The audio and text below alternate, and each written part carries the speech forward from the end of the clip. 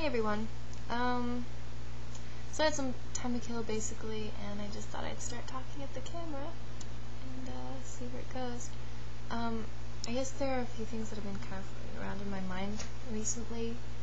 And it comes after reading Beaudrillard, who's I think a really brilliant contemporary aesthetic theorist. Just what mediums like this, mediums of communication like YouTube, really mean, and what they're really doing. Because I think, well, especially for Beaudrillard, he talks a little bit about the simulacrum, which is a complete copy of something that was original, so it's indistinguishable from the original.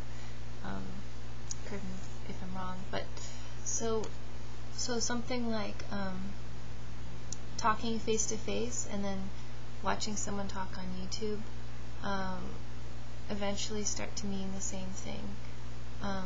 Whereas there used to be one level of reality that was more real, and then there's this, which is a little less real, supposedly, but these different mediums are starting to flatten into one plane of reality that all means really about the same thing, because the things that we do here on YouTube impact the real world just as much as anything else. It's not disconnected at all from the real world.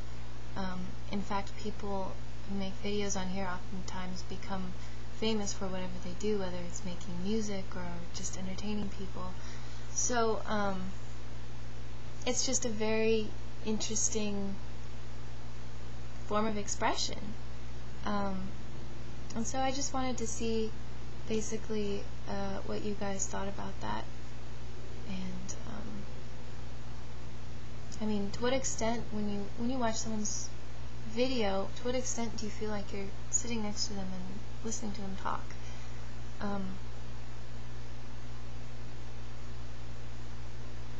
I don't know, for me, like, if I do it for long enough, I start to feel like I don't think about whether it's real or not.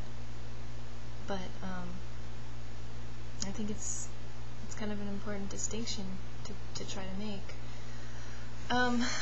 Especially since some people get a little caught up in this whole YouTube thing.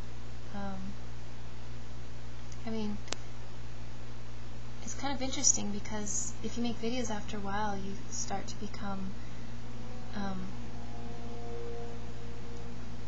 there starts to be this form of yourself that exists on this plane.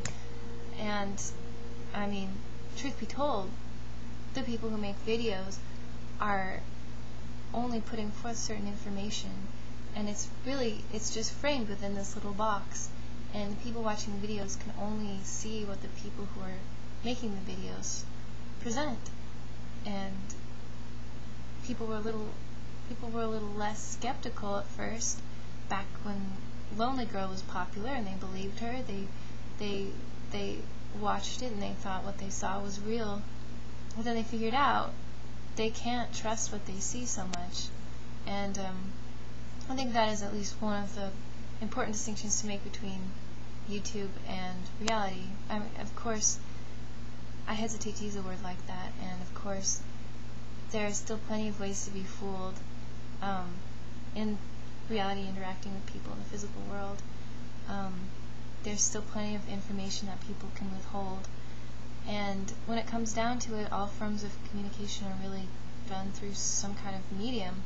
I think by definition of them being communication, even using words can be limiting in some ways, although I think overall they're more expansive than limiting.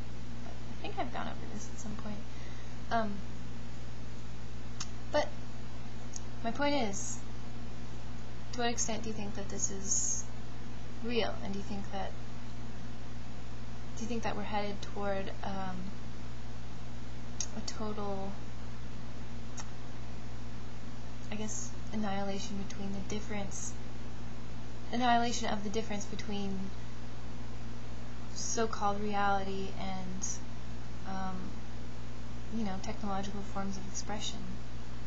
And I think in some ways, yes, if I could just touch on this really fast, even take movies for example. I feel like movies used to be more, you know what, no, the whole medium of film is very much like this, but I feel like with some kinds of art, the object is separate, and from you, the object is the other, and you are there to observe the other and interpret it through, your own perceptions. But you recognize that it's separate from you. But with something like cinema, with something like movies, you totally get immersed in it.